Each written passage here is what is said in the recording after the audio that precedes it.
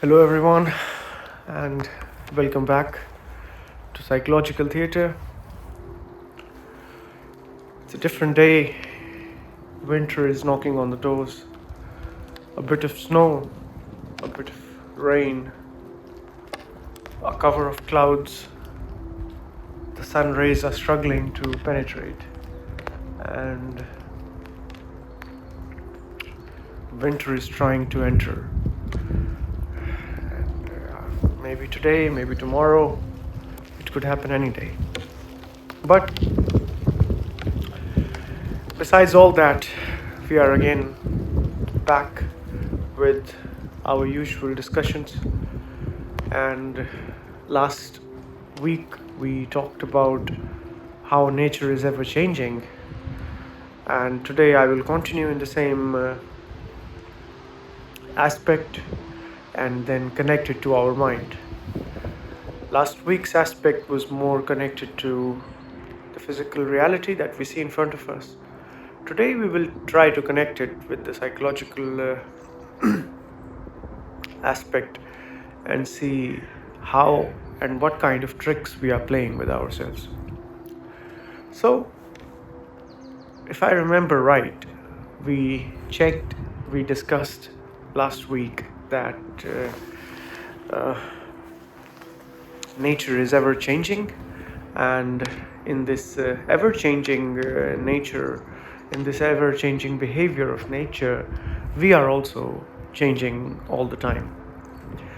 We paid a great deal of detail, a great deal of emphasis on the fact that the body is changing and the mind is changing, and basically those are the only two aspects that we have as our existence, until what we have known till now, until what a usual person okay, maybe usual could be offensive, but a general person, a normal person living everyday life would agree to, would accept to, that we have a psychology and we have a body, and the psychology is telling the body what to do, which is our usual way of living. So, if everything is changing, then the mind is also changing. And if the mind is changing and if the mind is in a movement, then why does the mind still claim that it is the same mind? What I mean by it is that even though the mind experiences change, okay, you are happy at this moment, then you're angry at a later moment, then you're feeling neutral maybe at some point, and then it changes again and again, then why does the mind says that it's the same? How does the mind says it's the same? By saying I am this person for the whole life. By saying I am John, I am Jack, I am I don't know, Emmanuel, whatever is the person's name, I am Regina, I am Sophia, I am something. So the mind keeps asserting the fact that it is the same mind which has lived for 20 years, 30 years, 50 years, 90 years, whatever is the lifespan of a person. Even though there is a constant observation that the mind is constantly changing. So, why does the mind gives a label, gives a title, gives an assurance, gives an appearance of a constancy, of non-change, of being the same to something which is changing all the time?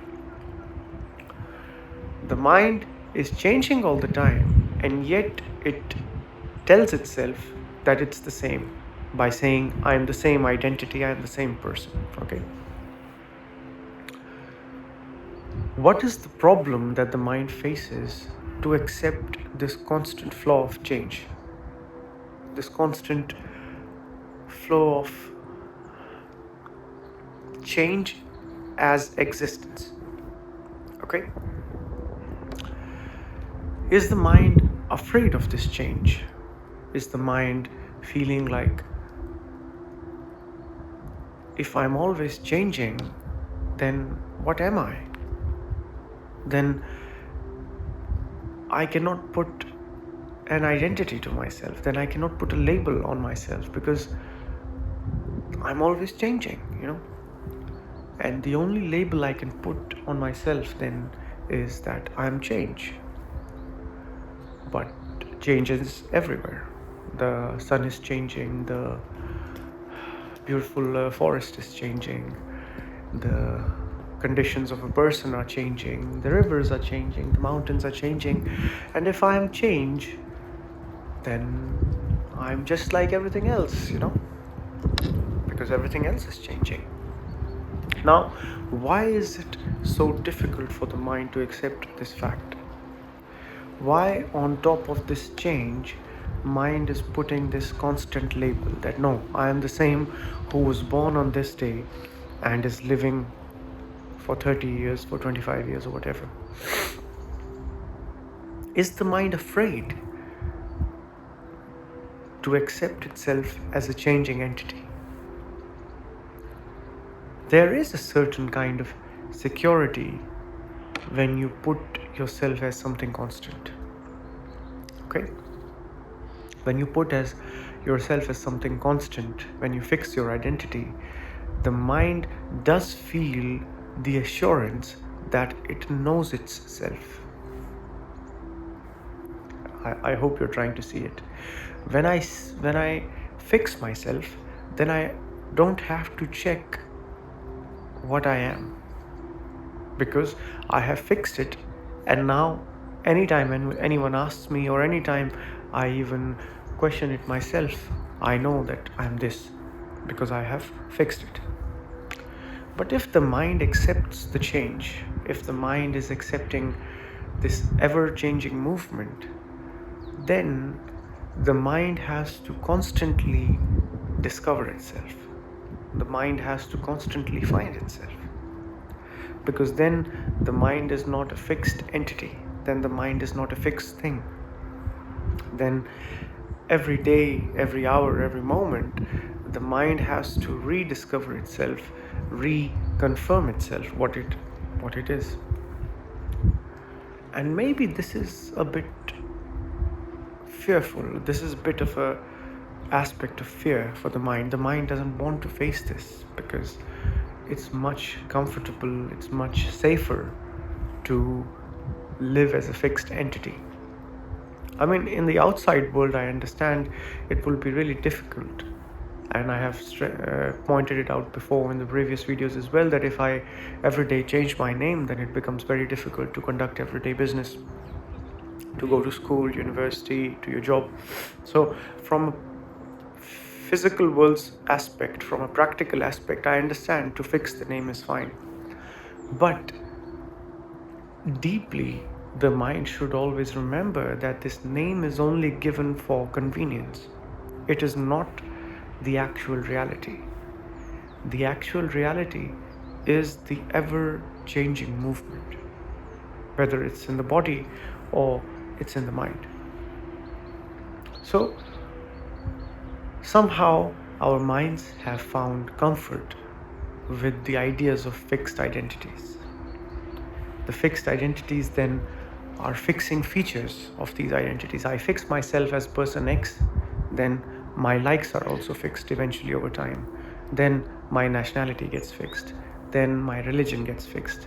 Then my family gets fixed. Then my priorities get fixed. So over every expansion, over every step of expansion that the mind takes after fixing the self-identity, it tries to fix every other aspect as well. Because in fixing all these things, in fixing all these aspects, the mind is trying to find a secure way of living, a fixed way of living which should not be disturbed. Okay? But eventually, because the reality of life is change, most of those aspects are challenged or disturbed. The relationships might break that you want to keep fixed. You yourself might change. Before you used to like green vegetables, now you don't like green vegetables. Before, maybe you used to like cheese, but after 10-15 years, you might not like cheese, maybe. So then the mind has to redefine these fixed natures. So, from all this story, from all these examples, what I'm trying to point out, what I'm trying to say is that to not accept the flow of change is true egotism. The essence of ego is to put something fixed on top of something which is always moving. And because the reality is always moving and always changing, the ego is actually, in essence, an idea, not a reality, not a fact. Because the ego has to be fixed. It's like a river is flowing and there is a huge stone in between the river, and that stone is trying to stop the flow. So that stone is trying to be arrogant that it can stop the flow. In the same way, our egos try to stop the ever flow of change. The ego tries to fix things. The ego tries to put things as constant, as fixed. But this creates huge amount of resistance. Resistance creates friction. Friction creates energy, even in physics and even in the mind. When two thoughts are against each other, have you seen how much energy you gain? Which is actually what happens in the case of anger. When there is something you don't like, but you have to face it, then the thought which is facing it is against the thought which is unpleasant. And the friction between these two thoughts create the energy of the anger. So the ego is, in essence, friction, in essence, trying to restrict, trying to stop the flow of change. The flow of change, whenever it will be tried to stop, or whenever you would try to stop it, you cannot actually do it in reality, because the one who is trying to stop it is already part of that flow. Okay, your whole existence is part of change, the flow of change, but you somehow create an idea that there is something of you which is not part of this change. The you, the ego, the self, which always remains the same throughout your life. In reality, that self is also part of change, but you tell yourself that it is not part of change. It is the same, it is the constant. And then that self is trying to control the flow of change. And because it's trying to control this flow of change, it creates numerous problems. First of all, because the self itself is part of change and it's trying to control change. Okay. Second, its way of controlling the change is very, very, very stupid. Okay. It doesn't observe the phenomena. It acts in a reactive way. Okay. So usually you would see anger is coming as a reaction. It doesn't come as a conscious action. You don't say, okay, now I have decided that I will be angry after 2 minutes. It doesn't happen like this. Anger usually is coming as an instantaneous reaction, and so as other emotions as well, actually. So the attempt of the ego, the attempt of the self to control the flow of change, is true egotism. It is true arrogance, actually. The arrogance in the sense that it is arrogant enough to attempt to stop, to control, or to modify the flow of change, even though its own existence depends on the flow of change. Yet it tries to control that very flow of change. It's like a drop of water is trying to control the whole ocean. When a drop of water tries to control the whole ocean, that's arrogance. That's egotism. In the same way, when the self, the identity, the ego, tries to control life, tries to control this immense movement of change, this immense flow of change around it, that is true arrogance. That is the essence of arrogance. People sometimes think that arrogance is only when a person is trying to show off that how wealthy the person is, how knowledgeable the person is. It's not like just that. That's a very cheap way of defining arrogance, okay? That is definitely arrogance, but that's a very surface level arrogance. The root of arrogance lies in the psychology itself. When you fix your identity, for practical purpose, again, we are saying it's needed, okay? You don't, it's very difficult to do everyday tasks, but you should not let it enter in your essence. You should know that I have a fixed name every day only for convenience, to work, to interact with people. But that is not the reality of my existence. I cannot have a fixed name because I am never fixed. I am a movement in action. I am a constant movement. My mind is a movement. My body is a movement. Okay. So when the constant identity, which might have been discovered initially as an idea for convenience, enters your essence, enters your psychology so deeply that it becomes a true reality for you, then the problem starts to begin. Because then your whole assumption about life is totally incorrect. You are thinking that you are a living thing which is constant, which is the same, but the fact of the moment is you are a movement of change. You are a movement in action all the time. So when the fact will come in contact with your understanding that you are fixed, that you are the ego, there will be a lot of friction.